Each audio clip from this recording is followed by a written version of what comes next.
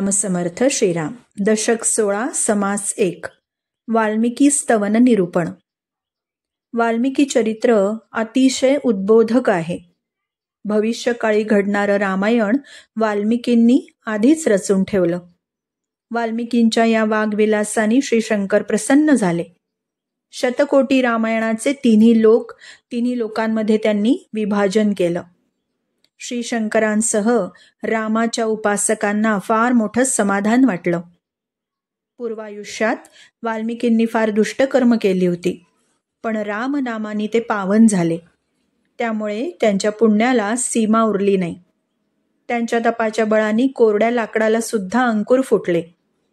ज्या वनामध्ये वाल्मिकींनी तप केलं होतं ते वन देखील त्यांच्या थोर पुण्याईनी पवित्र झालं.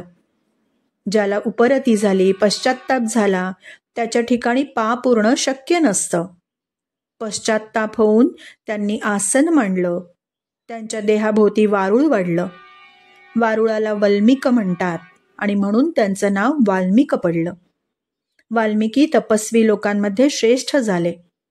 कविगणांमध्ये त्यांचा दर्जा अत्यंत उच्च आहे. श्रीराम भक्तांचे ते भूषण आहेत.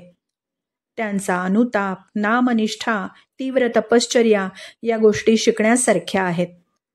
श्रीराम समर्थ श्रीराम.